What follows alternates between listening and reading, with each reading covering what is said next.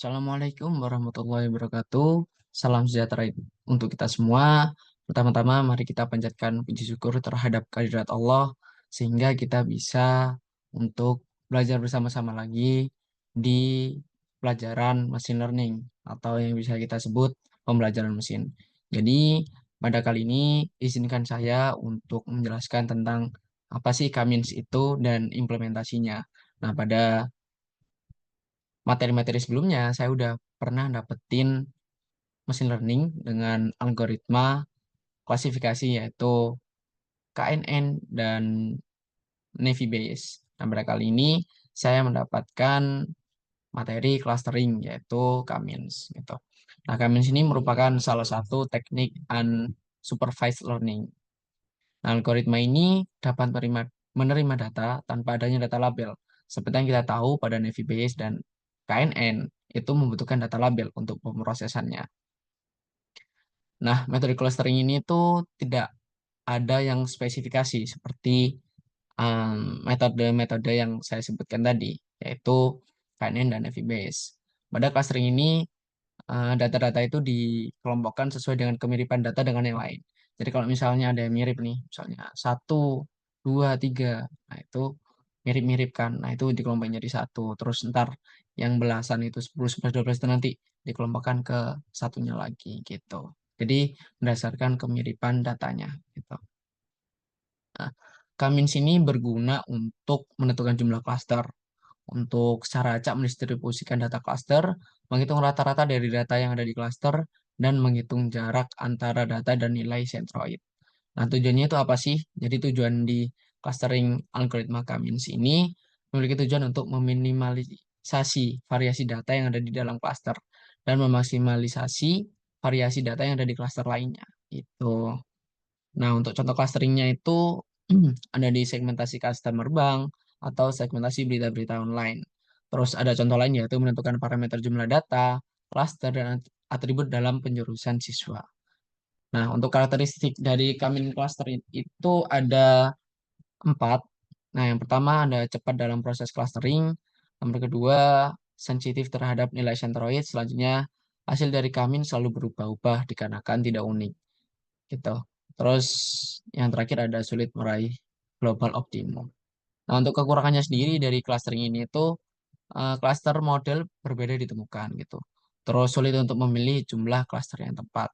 Dan di sini saya sudah menyiapkan PowerPoint di mana saya mencari implementasi dari Kamins dalam kehidupan sehari-hari. Nah, pada kali ini saya mengambil penelitian yaitu implementasi Kamins clustering terhadap pengelompokan mahasiswa yang lulus ataupun DO di Departemen Manajemen di Universitas Nasional. Itu langsung masuk saja di pada bahasan ini saya akan membahas tentang tujuan, keuntungan Kamin, mapnya, hasil dan pembahasan, pengujian dan validasi dan implementasi. Lanjut saja kita masuk yang pertama. Jadi tujuannya sendiri, kami digunakan untuk mengidentifikasi pola atau pemetaan karakteristik mahasiswa di Universitas Nasional untuk mahasiswa yang lulus dan DO. Nah, ini tuh dengan mengelompokkan data mahasiswa itu, dia tuh mengelompokkan berdasarkan ada IPK, jumlah SKS yang diambil, status akademik, dan lama studinya gitu. Nah, kami sini kalau menurut jurnalnya nih, itu sangat membantu banget buat Universitas Nasional ini untuk menentukan apakah mahasiswa ini cocok untuk lulus ataupun di DO gitu. Oke, untuk keuntungan algoritma sendiri yaitu ada sederhana dan efisien, terus skalabilitas dapat digunakan pada berbagai jenis data dalam berbagai bidang gitu. Terus ada visualisasi yang jelas menggunakan Silhouette dan lain sebagainya. Terus bisa menangani data dengan skala yang besar. Untuk mapnya sendiri yaitu ada 3, yaitu yang pertama pengumpulan datasetnya terlebih dahulu. Nah, data yang digunakan adalah data mahasiswa manajemen dari Universitas Nasional dari tahun 1990 hingga 2016. Dengan total datanya tuh ada 1988 yang diproses. Terus sebelum kita masuk ke penerapannya, kita melakukan pre-processing. Nah, pre-processing ini biasanya itu ada di penghilangan missing values, terus pengecekan outliers, standarisasi, normalisasi menggunakan min max, standar scalar, dan lain sebagainya. Nah, setelah itu, setelah data ibaratnya tuh setelah datanya bersih mateng tuh baru langsung diberikan algoritma K-means gitu. Terus hasil dan pembahasannya ada 4 di sini. Jadi yang pertama mahasiswa itu dibagi menjadi 2 klaster, yaitu yang pertama ada mahasiswa lulus dan ada mahasiswa DO. Terus yang kedua itu klaster C1 menunjukkan lulus dalam waktu yang wajar, yaitu lebih dari kurang dari 6 tahun dengan jumlah SKS yang memadai, yaitu 144 SKS. Seperti yang kita tahu di sarjana itu maksimal SKS-nya itu ada 144. Gitu. Terus di pembahasan yang ketiga yaitu klaster C2 memperlihatkan mahasiswa yang DO dengan lama studi lebih dari 6 tahun dan jumlah SKS yang lebih sedikit. Terus yang keempat ada grafik scatter plot digunakan untuk memvisualisasikan hasil clustering. Nah, clustering ini tuh emang sering divisualisasikan sih biar kita itu kebayang juga gimana gimana bentukan dari hasil clusteringnya gitu. Nah, di hasil clustering ini memperlihatkan keterkaitan antara lama studi, IPK, dan jumlah SKS dengan status akhir mahasiswa. Nah, ini untuk hasil clustering Kaminsnya itu didapatkan ada 3. Itu yang pertama, mahasiswa yang mengambil SKS lebih dari 90, tetapi memiliki IPK lebih dari 2, perlu diberikan perhatian khusus. Siswa ini perlu didukung untuk meningkatkan indeks prestasinya, terutama jika siswa memiliki pendidikan di atas waktu normal 4 tahun.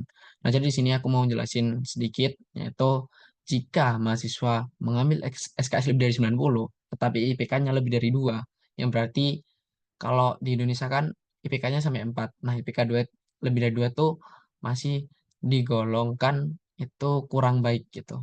Jadi dibutuhkan untuk pendampingan khusus agar bisa mencapai targetnya yaitu 4 tahun. Nah, terus ada yang kedua itu mahasiswa yang statusnya awalnya tidak aktif dan baru saja mengambil jumlah SKS kurang dari 90. Perlu mendapat perhatian khusus, jangan sampai berlarut-larut dan menjadi DO pada status akhir, terutama jika siswa telah menempuh pendidikan di atas waktu normal 4 tahun gitu. Nah, jadi aku juga kasih penjelasan dikit untuk poin kedua ini. Jadi mungkin em, untuk yang poin 2 ini mahasiswanya itu jarang masuk gitu. Jadi dia mengambil SKS-nya kurang dari 90. Padahal harusnya kan kalau mau lulus kan 144 gitu. Terus yang ketiga itu mahasiswa yang IPK-nya lebih dari 3 dan telah mengambil SKS lebih dari 90, namun lama studi di atas normal 4 tahun. Jadi normalnya kan 4 tahun. Nah ini dia tuh lebih dari 4 tahun. Perlu diberikan perhatian khusus, terutama jika telah tercatat tidak aktif atau cuti dalam jangka waktu yang panjang. Gitu. Ini untuk hasil clustering Kaminsnya memang agak buruk sendiri karena saya ambil dari jurnalnya langsung. Terus ada pengujian dan validasi.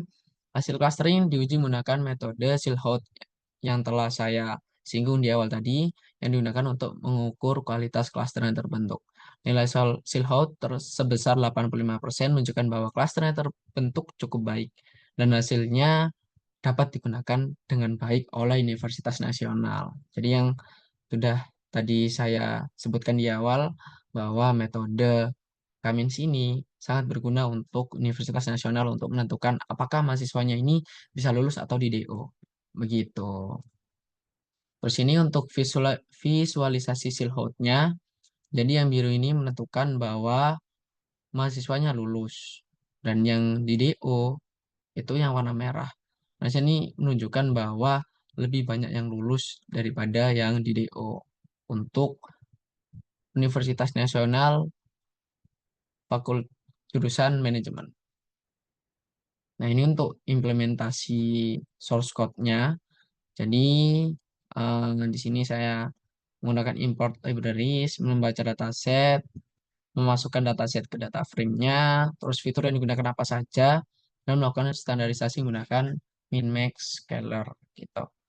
Nah, setelah itu, setelah proses utama, kita langsung masuk ke proses intinya, yaitu penerapan algoritma Kadmin. Cummins gitu. Nah, di algoritma Cummins ini menambahkan hasil klaster ke data frame, mengelompokkan data lalu menghitung jumlah data di setiap kelompok, terus melakukan visualisasi hasil clustering dan menyimpan data setelah dilakukan clustering dalam bentuk CSV. Oke, nah jadi ini yang didapat hasilnya, clusteringnya sangat banyak sekali ini, terus warnanya juga agak rancu karena emang datanya digunakan adalah sekitar 2000-an. Jadi banyak sekali titik-titik itu. Nah, terus menurut hasil codingan saya itu karakteristik clustering itu kurang jelas karena mahasiswa dengan hasil akademik yang baik atau lulus itu jumlahnya lebih banyak daripada DO. Seperti yang gambar tadi yang menunjukkan warna biru itu lulus dan warna merah DO itu terjadinya ketimpangan begitu. Terus perlunya variabel tambahan untuk penyesuaian metode. Variabel yang digunakan IPK, SKS, basis tadi status awal belum cukup kuat untuk membedakan pola antara lulus dan dropout secara signifikan. Seperti yang gambar tadi yang warna biru untuk lulus dan merah untuk DO. Nah, mungkin itu saja presentasi yang bisa saya sampaikan. Semoga ilmu machine learning dengan algoritma Cummins ini berguna terlebihnya untuk saya dan bagi para penonton. Kurang lebihnya saya mohon maaf jika ada kesalahan kata maupun ada kesalahan materi. Wassalamualaikum warahmatullahi wabarakatuh.